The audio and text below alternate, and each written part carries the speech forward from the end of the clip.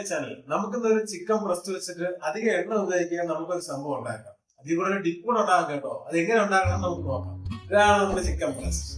ഇതിലേക്കായി ഞാനിവിടെ 400 ഗ്രാമിന്റെ ചിക്കൻ ബ്രസ്റ്റാണ് എടുത്തേക്കുന്നത്.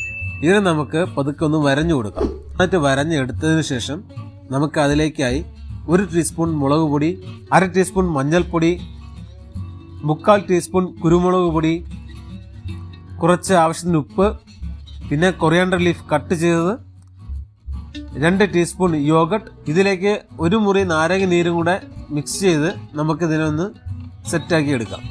ഇതിൽ നമുക്ക് വേണമെങ്കിൽ ജിഞ്ചർ ഗാർലിക് പേസ്റ്റ് ആഡ് ചെയ്യാവുന്നതാണ്. ഇതെല്ലാം റെഡിയായ ശേഷം നമുക്കിതിനെ വരഞ്ഞു വച്ചിരിക്കുന്ന ചിക്കൻ ബ്രസ്റ്റിലേക്ക് അതിനൊന്ന് മസാല ചെയ്ത് കൊടുക്കാം. മസാല ചെയ്ത് വെച്ചിരിക്കുന്ന ചിക്കൻ ബ്രസ്റ്റ് ഒരു 10-15 മിനിറ്റ് ഫ്രിഡ്ജിൽ വയ്ക്കുകയാണെങ്കിൽ മസാല നന്നായിട്ട് അതിൽ പിടിക്കുന്നതാണ്. ഇപ്പം നമുക്ക് നേരെ ഇതിനെ എയർ ഫ്രയറിലോട്ട് വയ്ക്കാം.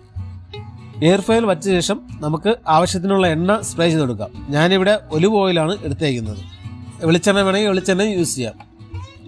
എന്നിട്ട് നമുക്ക് 200 ഡിഗ്രി സെൽഷ്യസിൽ 13 മിനിറ്റിലേക്ക് വേണ്ടിയിട്ട് നമുക്കതൊന്ന് എയർ ഫ്രൈ ചെയ്യാൻ വേണ്ടി വയ്ക്കാം.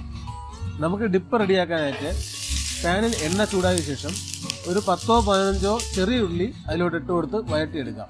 ചെറിയ ഉള്ളി ഇല്ലെങ്കിൽ വലിയ ഉള്ളി ആയാലും മതി. അതിലേക്ക് 8 ചെറിയ അല്ലി വെളുത്തുള്ളി ഇട്ട് കൊടുത്ത് 1 തക്കാളി കട്ട് ചെയ്തതും അതിലോട്ട് ഇട്ട് കൊടുത്ത് ഒന്ന് മിക്സ് ചെയ്തെടുക്കാം. ഒന്ന് വഴണ്ട് വന്ന ശേഷം അതിലേക്ക് 4 വറ്റൽമുളക് ഇട്ട് കൊടുക്കുക. അതിൽ കുറച്ച് കറിവേപ്പിലയും കുറച്ച് ഉപ്പും കൂടെ ഇട്ട് കൊടുത്ത് ഒന്ന് വഴറ്റിയിടുക.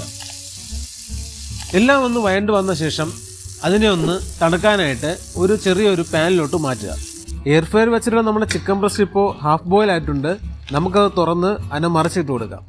ഞാൻ 13 മിനിറ്റാണ് വെച്ചിട്ടുള്ളത്. നമുക്ക് ടോട്ടലായിട്ട് വേണമെങ്കിൽ ഒരു 18 മിനിറ്റ് വെച്ചേക്കാവുന്നതാണ്. ഇനി നമുക്ക് ഡിപ്പിന് വേണ്ടി റെഡിയാക്കി വെച്ചിരിക്കുന്ന കറിക്കുട്ടിനെ ജാറിലോട്ട് മാറ്റാം. ഇതിൻ്റെ മുകളിലായിട്ട് 2 മുട്ട ബോയിൽ ചെയ്ത് വെച്ച് കൊടുക്കാം. ഞാൻ ഓൾറെഡി നേരത്തെ അത് ബോയിൽ ചെയ്ത് വെച്ചിട്ടുണ്ടായിരുന്നു. ഇതിലോട്ട് നമുക്ക് 2-3 ടേബിൾ സ്പൂൺ വെള്ളം കൂടെ നനച്ചു കൊടുത്തിട്ട് ഒന്ന് ഗ്രൈൻഡ് ചെയ്തെടുക്കാം. നമ്മുടെ ഡിപ്പ് റെഡി ആയിട്ടുണ്ട്. ഇതിനെ നമുക്ക് വേറൊരു ബൗളിലോട്ട് മാറ്റാം. ഇത് ഹെൽത്തി ആയിട്ടുള്ളൊരു ഡിപ്പാണ്. മുട്ടയൊന്നും കഴിക്കാത്ത കുഞ്ഞു കുട്ടികൾക്ക് വേണ്ടിയിട്ട് നമുക്ക് കൊടുക്കാൻ പറ്റിയ നല്ലൊരു ഡിപ്പാണിത്. അങ്ങനെ നമ്മുടെ ചിക്കൻ ഫ്രൈ റെഡി ആയിട്ടുണ്ട്. സൂപ്പർ ആയിട്ടുണ്ട് സംഭവം. നമുക്കിത് വേറൊരു പാത്രത്തിലോട്ട് സെർവ് ചെയ്യാം.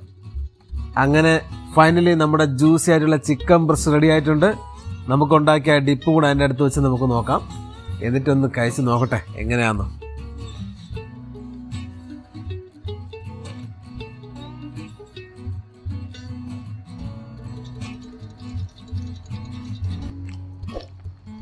സൂപ്പറായിരുന്നു കേട്ടോ, അടിപൊളി.